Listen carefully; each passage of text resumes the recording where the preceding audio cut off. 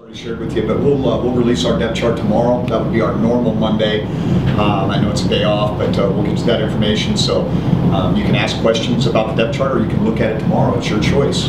But you'll have all that information, and I think Western Illinois will be, if it hasn't been released already, it will be. So excited to get to game week, and had a really spirited night practice. We did a game time practice last night. I think it was awesome. Our guys just being under the lights sometimes changes the dynamic. They're a little bit sluggish at first, and then probably our most energized practice of the fall thus far. And so it was exciting to see them get after. We had a little red zone period where there was a lot of verbal combat, and it was a really good energy. So we'll get back after it today a little bit, kind of have our bonus Thursday practice. It'll be pretty short, helmets and spiders. We've got to get off the field by 5 because we've got a high school game there tonight, the Company Project, and Missoula Loyola playing there tonight, which I think is awesome that we get an opportunity to have a couple of Class B powerhouses here in Bobcat Stadium. Unfortunately, we can't go watch it, but they'll get a chance to experience being on the turf. Now we're on to Western Illinois. And so, you know, when I look at Western Illinois, I've had an opportunity to watch quite a bit of film over the last 48 hours. And, you know, I'd say this. I think, number one, kind of just some general observations. I think Coach Elliott clearly is a guy that was a trusted member of that staff. The administration felt like he was the right guy to kind of continue the course that that program was on. He was very creative on offense. I mean, I like some of the things they do offensively in terms of putting pressure on the defense. They do a little bit of everything. I mean, they'll get into empty sets. They'll have extra tight ends in the game, unbalanced. A lot of funk in the high red zone. You know, they'll hit you with reverses and double passes. But the common denominator to me is that they have a senior quarterback in the McGuire kid that is a very experienced young man, very efficient, very smart. 25 touchdowns, 7 interceptions last year. Kind of the undisputed leader of that team. I feel like he's a guy that just really, I don't know, you watch him, I mean, you know, in this day and age, it's funny because, you know, I can get on and I can watch their media day and see his interview, and just the way he handles himself. You can just tell he's got a lot of confidence in his abilities, and the way that some of his teammates defer to him, you can tell that he's the guy in the locker room that makes that thing go. And so won a lot of games there, throws a really good deep ball. He's got some nice targets on the outside with number 10 and number 2, who's kind of a take runner, what I call him, you know, really good vertical threat. And then the McShane kid is a really dynamic player. I think one of the more dynamic players at this level anywhere in the country, and as a threat both as a receiver, a runner, and as a punt returner. And so really like their offensive style. I think they're committed to running the ball. Very good play action team. I think kind of one of the things that you have to be able to defend is the edges of the defense. They run a lot of fly sweep, so your eye discipline has to be very good, and it'll be a challenge to defend them. I mean, I think they're a confident unit. They play in a very good league.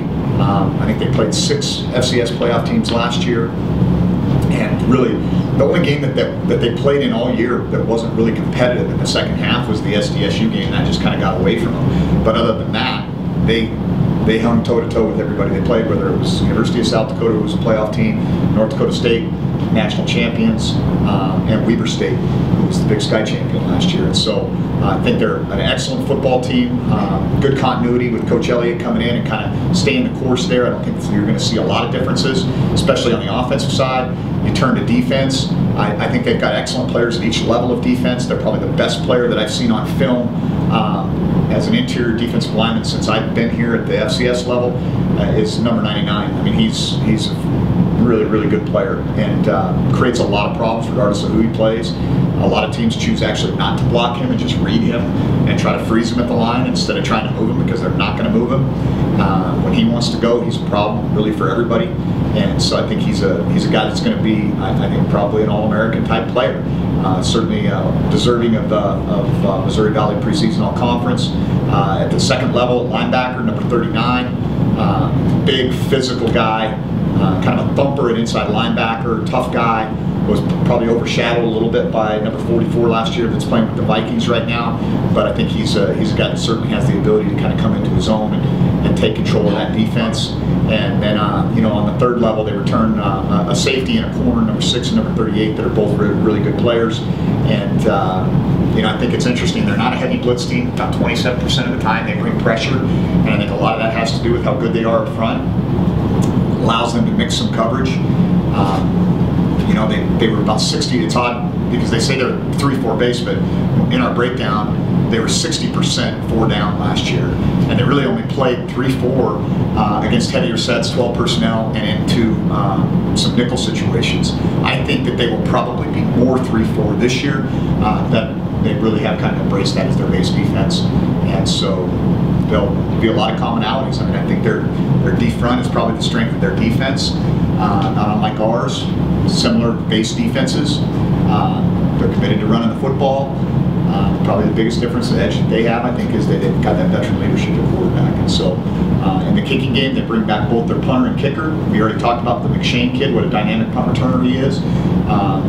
Their kickoff guy, I don't think we're probably going to see a lot of kickoff returns week 1 between our guy and their guy. And this guy at altitude at Northern Arizona last year, I think he kicked it out of the dome a couple times. And he's got some pretty good leg talent, was a very efficient guy, and was able to make both short and long field goals for him last year. So they're solid in the kicking game as well. So with that preparedness, going through fall camp, and now you're at this point, where would you say you guys are at? Got to play a game, man. I mean, yes, it's. I wish I could give you the answer and say, well, everything's going to work out just the way we had it planned. But I know this. There's always, first games are always going to have some things that come up. And one of the things we always talk to our guys about, what's going to show up in a first game. Well, poise is one of the things that's going to show up. Are you operating within that performance anxiety curve?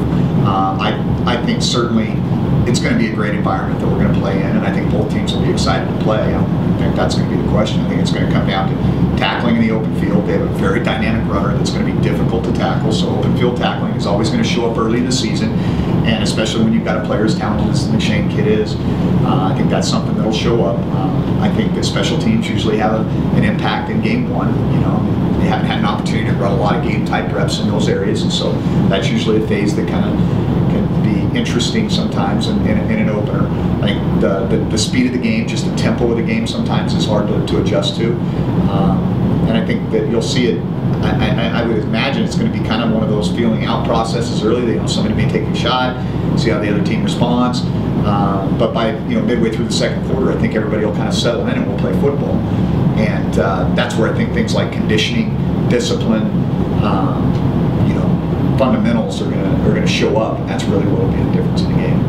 What do you think of this Big Sky Missouri Valley Challenge, and what do you think about opening up with a Missouri Valley team? Yeah, I think it's good for our league. And the one thing I would say, and I kind of learned this at our Big Sky Media Days, is that not only do we need to have a good relationship with the Missouri Valley, really the Southland is the other one, because of the way we're set up in terms of the playoff structure.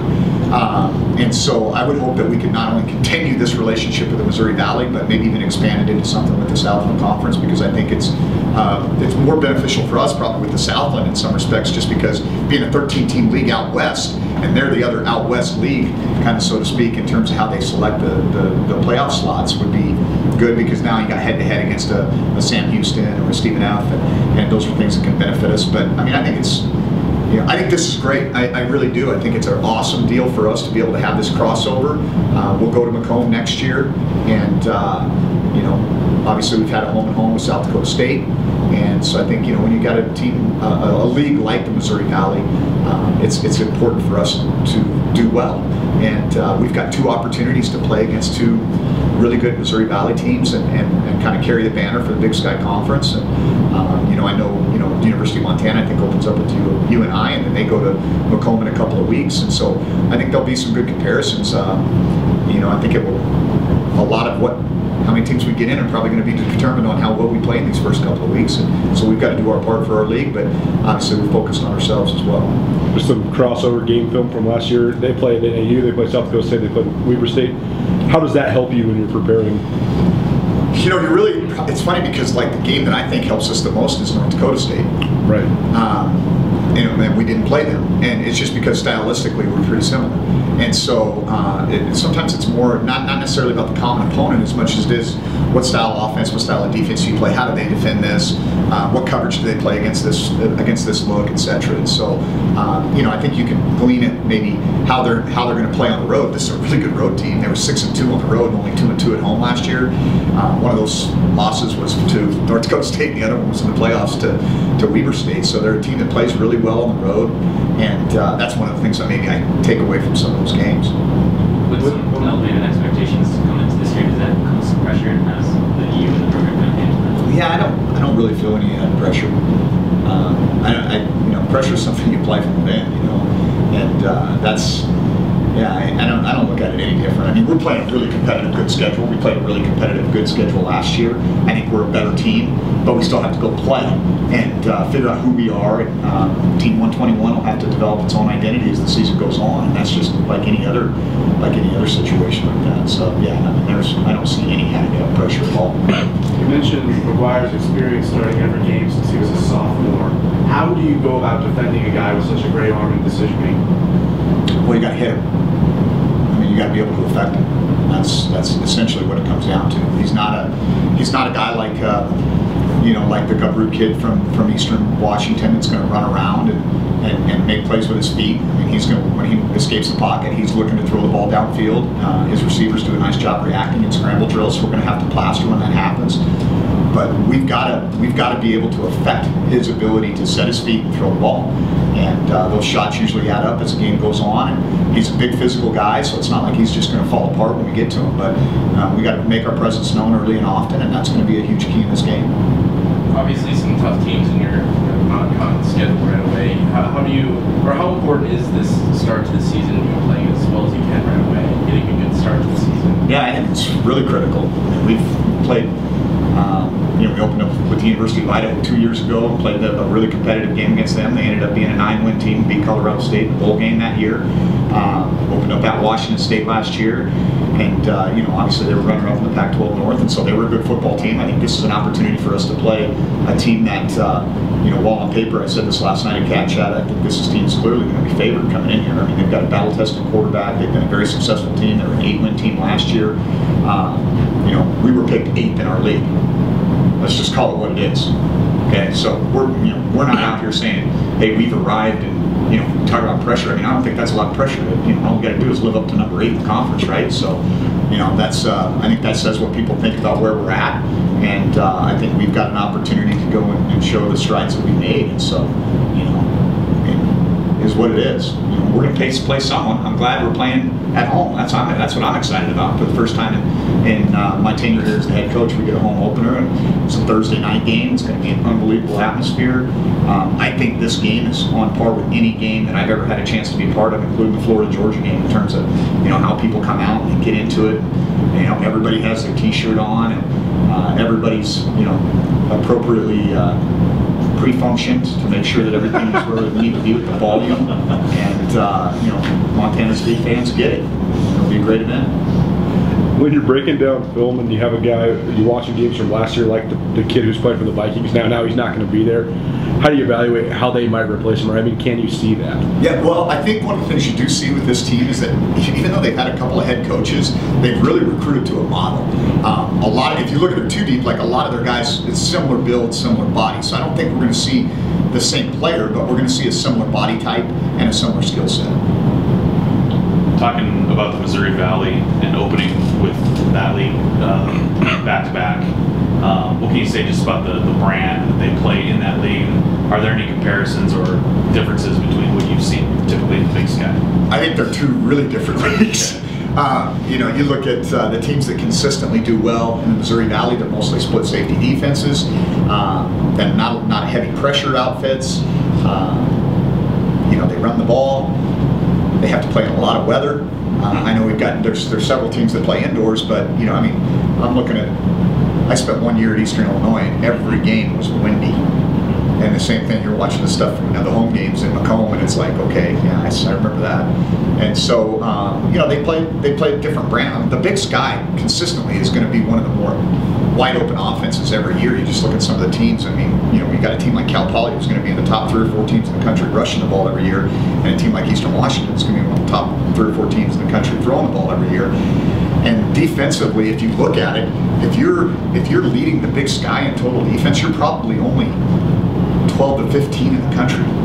Whereas if you're leading the Missouri Valley in total defense, because they don't run as many plays, you don't have a lot of up tempo, it's just stylistically very different. Big Sky teams have had some success throwing the ball down the field against Missouri Valley teams. What about what they do defensively caters to that? And do you see that same thing in Western Illinois? Yeah, well, I mean, I think you're going to see. I mean, people are going to defend us the same way it's funny because I can tell you right now how teams are going to defend us. Just watch every tape of every game that we have played for the last 2 years, and nobody really defends us any different. You know, they're going to pressure on the outside. They're going to cinch their safeties down. They're going to say, "Can you throw the ball?" And you know what? We average almost 250 yards per game rushing when they do that. So we'll see. You know, I mean, that's what it's going to come down to is whether we're able to consistently do what we do, and can we take advantage of some opportunities to push the ball down the field when they're available. So, I mean, you're asking the wrong guy about how to exploit a pass defense, I guess, but we're prepared to do what we need to do, I think, to work against whatever they throw against us. Teams taking different strategies to block him. Do you have an idea of maybe what you might use or how you might use the offensive line? No, I don't. I have no clue. So we'll go from there, Paul. All right. How might you? We're not. I mean, why would I let you know what our strategy is against this guy, Paul? I mean, I think we got to have a little bit more dialed-in question than that. You know, ask me what kind of player I think he is. I'll tell you, he's a great player. He's a great player. We're going to have to play really well against him. You know, we're going to have to be prepared, and all of our guys on the interior are going to have to know where he is and how to handle him, and we'll have a strategy to deal with him, and you know, we'll kind of go from there. You mentioned McGuire and some of his skill sets, but the fact that he's the quarterback, the fact that he's played in big environments, including in Fargo and stuff like that, do you think he'll be able to handle the environment he'll experience? Yeah, I really don't see him being rattled by it at all. I mean, I think he's a pretty cool customer, and I think he'll be fine. McShane was a first team All Summit League in baseball. I don't know if you knew that. Maybe just talk about just his athleticism and the way he. Yeah, I think he should have stuck to baseball. That's what I think. No, I actually did know he was a two-sport athlete, and I don't know, he's just an interesting kid. I mean, you just watch him, how he plays the game, and he's a very creative runner. I mean, you've got to leverage the ball at all times because he'll bounce the football. I mean, he doesn't exactly block, run the scheme. I mean, he's got, like I said, he's a creative runner. What he sees, he reacts to, and those guys are really hard to defend. I mean, you can fit everything right, and then he sees something that is there, and he's going to take. He can still exploit it. So you've always got to be able to leverage the football and take care of those things. And, like I said, he's an excellent punt returner too. He's very good in space in general, and so I wish we didn't have to play against him. The Westbrook guy that played at Villanova years ago, I think this guy's a similar type of athlete in some regards. Maybe a little not quite as thick, but he's a bigger guy than you think. I think what is he listed right around 190 or so, and I don't know. He's a fun guy to watch play. With your quarterback battle, you kind of mentioned wanting to try to push the ball down the field. Do you still, even with the quarterback competition, you still want to be able to push it downfield more so? Yeah, we'll take advantage of the opportunities when they're presented. I think we've got to run our offense, and that's the most important thing for us is just to be disciplined, trust our technique, trust our preparation. We've got to keep the defense honest. There's no question about that. But our DNA is going to be our DNA. You can have some young guys playing for the first time. What sort of things do you tell them before going out under the lights? We'll chat about the performance anxiety curve, and I think let it all out when you run out of the tunnel, and then go hit somebody, and it'll all be football. Good.